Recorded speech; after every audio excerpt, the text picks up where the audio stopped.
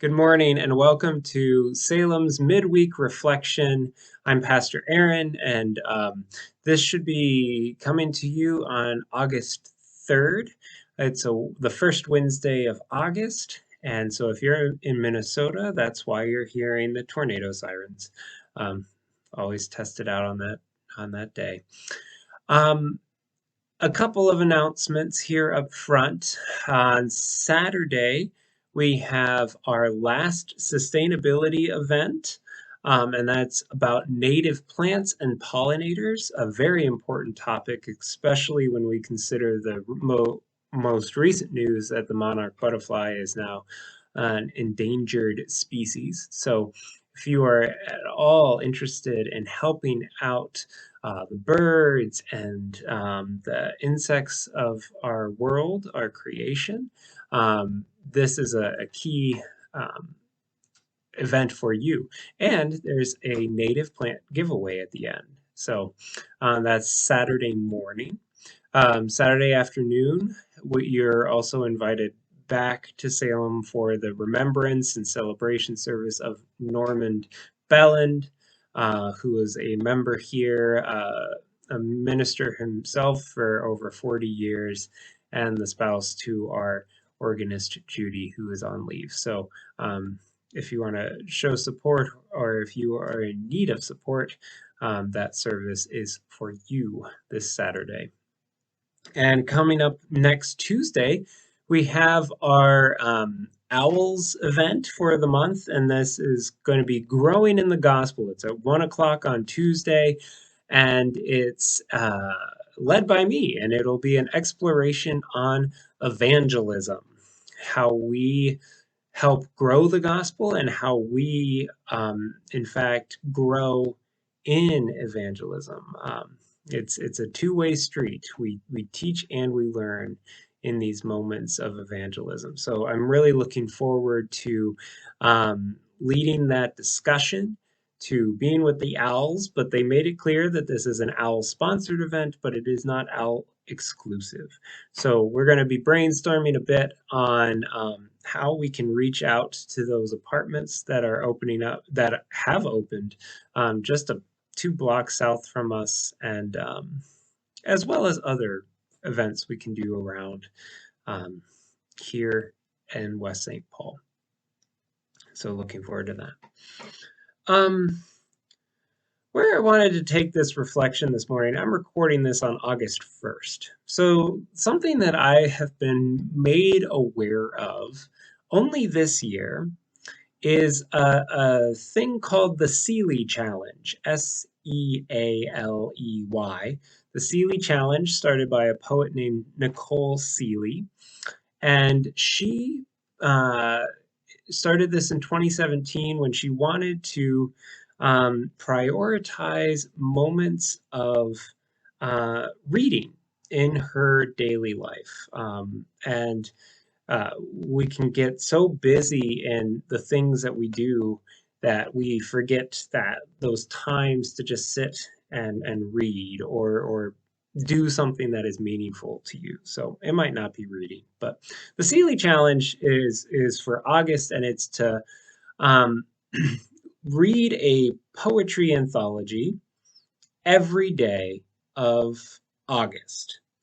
Now, that can include these smaller collections called chapbooks or larger anthologies. But if you're going to try and tackle that, I'd suggest more chapbooks than anthologies. But um, I'm going to try that this year. I have not been one to read a lot of poetry books, but this year I've been doing that more often and have found it very meaningful as we explore people's construction of words and the way in which they see the world. I think it's helpful just understanding the world around us and the emotions and the needs of the people around us.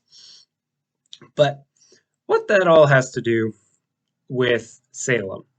Well, we're talking about growing in the gospel and evangelism next Tuesday.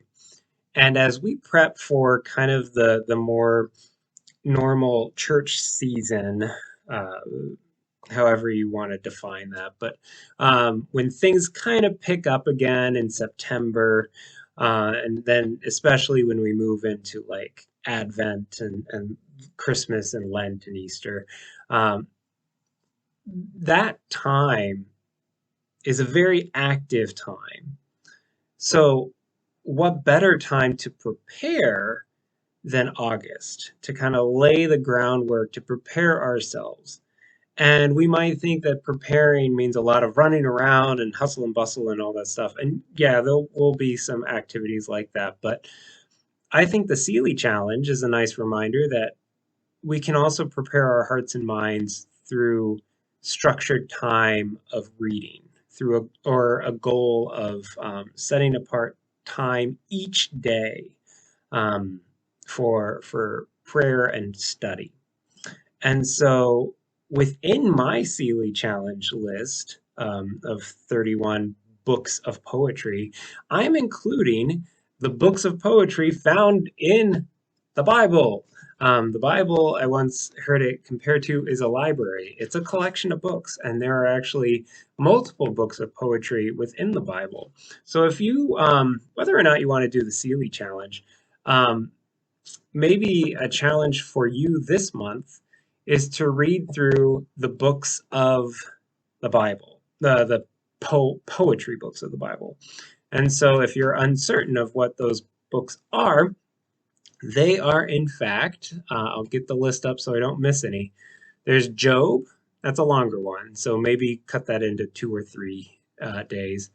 There's Proverbs, Ecclesiastes, Song of Songs, and then the book of Psalms is broken up into 5 different books. So Psalms 1 through 41, Psalms 42 through 72, Psalms 73 through 89, Psalms 90 through 106, and Psalms 107 to 150.